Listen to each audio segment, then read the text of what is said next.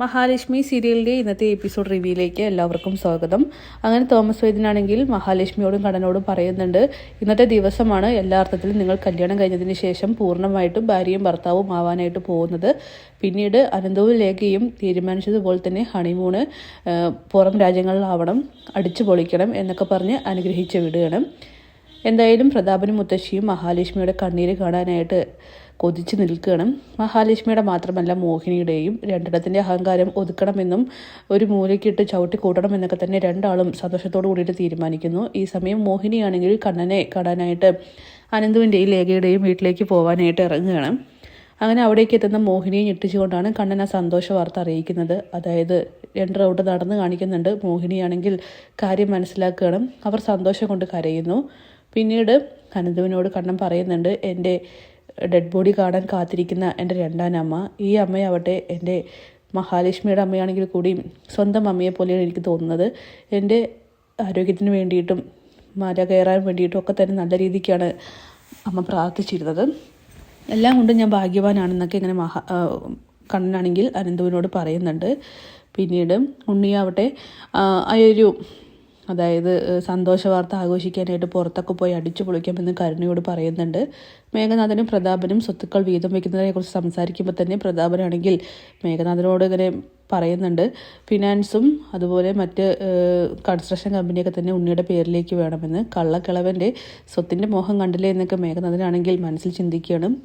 ഒന്നൊന്നും ആവാത്ത അവിടെ നിന്ന് തന്നെ ഇവരുടെ ശത്രുത സ്റ്റാർട്ട് ചെയ്യുന്നുണ്ട്. അതായത് സ്വത്തിന് വേണ്ടിയിട്ടുള്ള അത്യാർത്തി.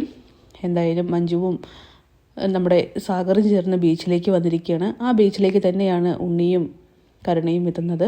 മഞ്ജു ആണെങ്കിൽ കരുണയെയും ഉണ്ണിയെയും കാണുന്നുണ്ട്. സാഗരേട്ട അത് ഏട്ടനും ഏട്ടത്തെയും വരുന്നുണ്ട്, നമുക്ക് മാറി നിൽക്കാമെന്നൊക്കെ പറയുകയാണ്. എന്തായാലും ഒരു വിധത്തിൽ അവരുടെ കണ്ണ് വെട്ടിച്ചുകൊണ്ട് മഞ്ജുവും സാഗറും മാറി നിൽക്കുന്നുണ്ട്. ഉണ്ണിയും കരുണയും ആവട്ടെ ബീച്ചൊക്കെ ചുറ്റിക്കറങ്ങി അടിപൊളിയായിട്ട് ഫുഡൊക്കെ കഴിച്ചിട്ടാണ് കമലേശ്വരത്തിലേക്ക് തിരിച്ചു പോകുന്നത്. കണ്ണൻ്റെ മരണവാർത്ത കേട്ടിട്ട് ആ ഒരു ആഘോഷം പൂർണ്ണമാക്കുകയാണ്.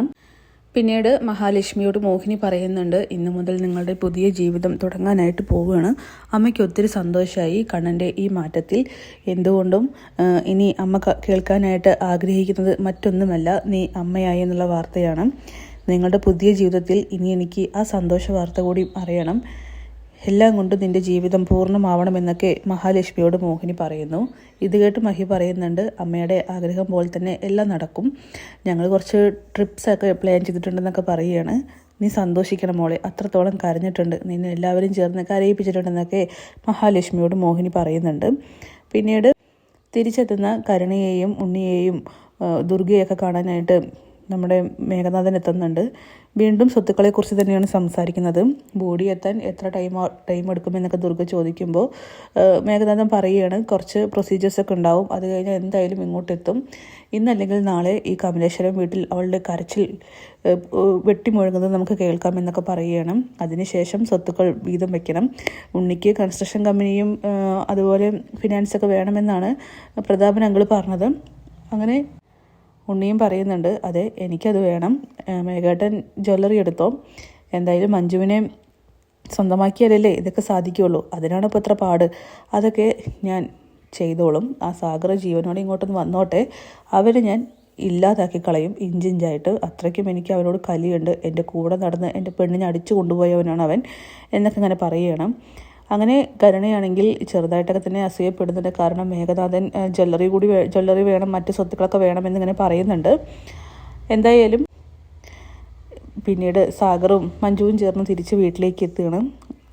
അങ്ങനെ സാഗറിനാണെങ്കിൽ ചെറിയൊരു പേടിയൊക്കെ തോന്നുന്നുണ്ട്. സാഗറാണെങ്കിൽ മഞ്ജുവിനോട് പറയുകയാണ്, ഇനിയൊരു പക്ഷേ നിൻ്റെ ഏട്ടനും ഏട്ടത്തിയും നമ്മൾ ബീച്ചിൽ വെച്ച് കണ്ടു കാണുമോ? കാണാൻ ചാൻസ് ഇല്ല, അങ്ങനെ കണ്ടാലും ഇനിയിപ്പോൾ എന്താ, സാഗരേട്ടൻ ജീവനോടെ ഉണ്ടെന്ന് അവർ തിരിച്ചറിയും, ആപത്തുകളൊന്നും സംഭവിച്ചിട്ടില്ലെന്നും മാർക്കോ ചേട്ടനും കണ്ണേട്ടനും യാതൊരു പ്രശ്നമില്ലെന്ന് അവർ മനസ്സിലാക്കും. പിന്നീട് അവരുടെ സന്തോഷം അങ്ങ് കെട്ടടങ്ങും, അത്രയല്ലേ ഉള്ളൂ എന്നൊക്കെ ഇങ്ങനെ കരുതുകയാണ്.